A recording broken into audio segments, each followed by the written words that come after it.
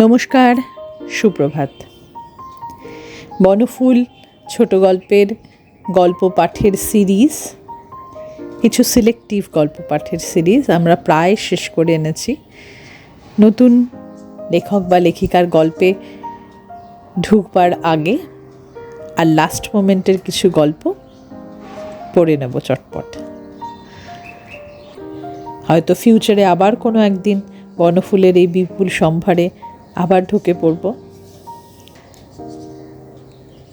আজকে খোলা মনেতে যে গল্পটি পড়ব সেটি বনফুলের প্রভু ভিত্ত নামক একটি ছোট গল্প। ওই একটা কথার কথা আছে না, চড়ে চড়ে মাস্তুতো ভাই, একদম ঠিক সেই রকম একটা প্রেক্ষাপটের গল্প। চলুন শুনি। গৃহিণী পিত্রালয়ে গিয়াছেন, হাঁফ ছাড়িয়া বাঁচিবার কথা, কিন্তু হাঁফটি ছাড়িতে পারিতেছি না। ভৃত্যটি পথরোধ করিয়া বসিয়াছে। যে ভৃত্যটির তত্ত্বাবধানে গৃহিণী আমাকে রাখিয়া গিয়াছেন সে অতিশয় বিচক্ষণ। কর্তব্য কর্মে বিন্দুমাত্র শিথিলতা নাই।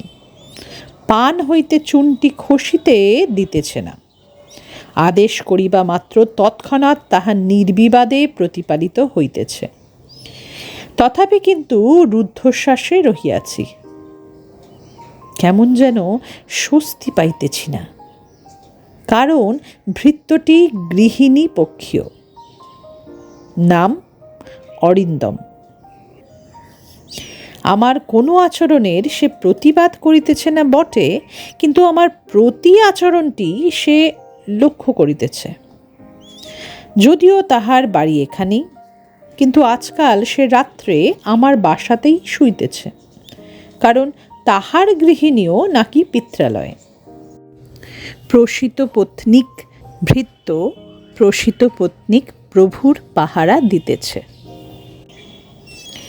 আমি কোথায় যাই, রাতে কখন ফিরি, কী ধরনের লোকের সঙ্গে মেলামেশা করি, ব্যঞ্জনে কী পরিমাণ ঝাল দিতে বলি, কাপড় জামা কত শীঘ্র শীঘ্র ময়লা করি, যেসব বই পড়ি তাহাতে কী ধরনের ছবি থাকে, সমস্তই সে নীরবে লক্ষ্য করিয়া চলিয়াছে।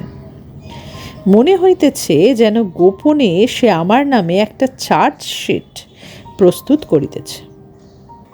যথাসময়ে যথাস্থানে একদা পেশ করিয়া দিয়া করজোরে দাঁড়াইয়া বলিবে, এক বর্ণ মিথ্যা নহে। সুতরাং ভয়ে ভয়ে আছি।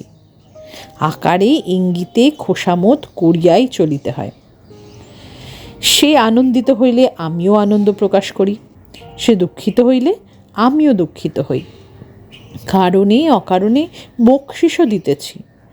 তথাপি কিন্তু তাহার কেমন একটা সিআইডি গোছ ভাব, কিছুতেই স্বাচ্ছন্দ্য অনুভব করিতে পারি না। একজনকে নিমন্ত্রণ করিয়া খাওয়াইবার অনেক দিন হইতে বাসনা, কিন্তু মুখ ফুটিয়া তাহা বলিবার সাহস হইতেছে না।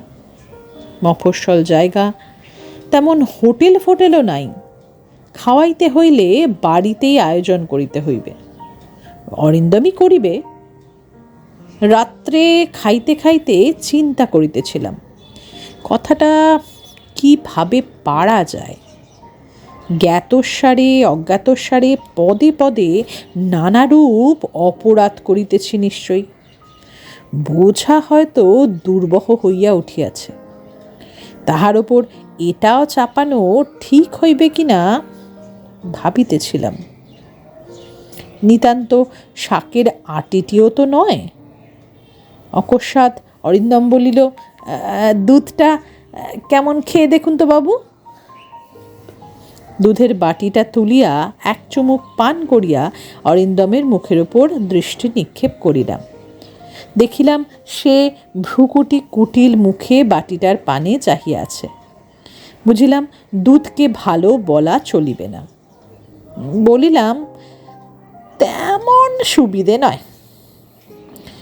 গভীর একটি করিয়া অরিন্দম কার্যান্তরে চলিয়া গেল।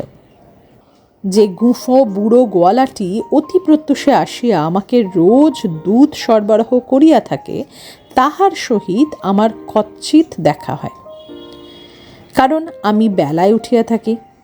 আগামী কল্য অরিন্দমের হস্তে তাহার অনিবার্য লাঞ্ছনার কথা ভাবিয়া দুঃখ হইল। বুড়োকে সাবধান করিবারও তো আর সময় নাই। দিন দুই পরে পুনরায় একদিন রাত্রে অরিন্দম বলিল, আজকের দুধটা খেয়ে দেখুন তো। দুধে চুমুক দিয়া অরিন্দমের মুখের পানে চাহিয়া দেখিলাম পুলকিত মুখচ্ছবি। সত্য গোপন করিয়া বলিতে হইলেও আজকের দুধটা ভালো, বেশ ভালো। ঢকঢক করিয়া এক নিঃশ্বাসে সবটা পান করিয়া ফেলিলাম, কিন্তু মনে মনে স্থির করিলাম কাল সকাল সকাল উঠিয়া গুঁফো বুড়োকে যেমন করিয়া হোক ধরিতে হইবে। দুধ দিয়া যখন বাহির হইয়া যাইবে তখন রাস্তায় তাহাকে ধরিয়া ধমকাইতে হইবে। অরিন্দমের সামনে কিছু বলা চলিবে না। কি জানি বুড়োর সহিত কি প্যাক্ট করিয়া রাখিয়াছে হয়তো। কিন্তু এরকম দুধ মেশানো জল প্রত্যহ খাইলে মারা যাই বুঝে।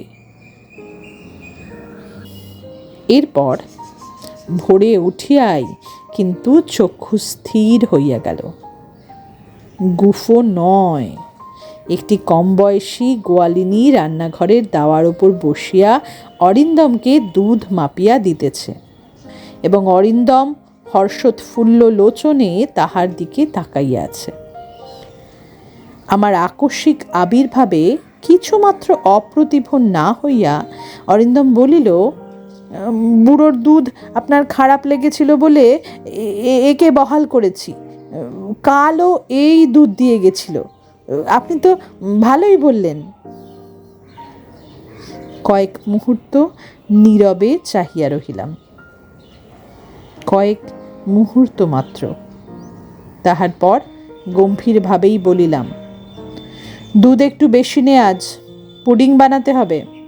হাসপাতালের নার্স রুবি আজ রাতে খাবে এখানে। সম্ভ্রমপূর্ণ কণ্ঠে অরিন্দম বলিল, যে আজ্ঞে।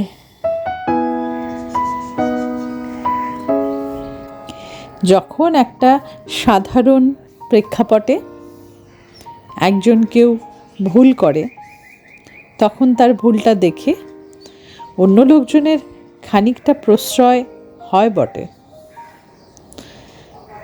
কেমন লাগলো আজকের গল্পটা? প্রভু এবং ভৃত্য দুজনেই শপথনিক অবস্থা থেকে কিছুক্ষণের জন্য রেহাই পাওয়ার সুবাদে খানিকটা সাহসী হয়ে উঠেছেন। কেমন লাগলো জানাবেন। এটা আমাদের মানুষপটের, আমাদের খুব সাধারণ একটা চাওয়ার গল্প। ভালো থাকুন সবাই, সকলকে ভালো রাখুন। ধন্যবাদ।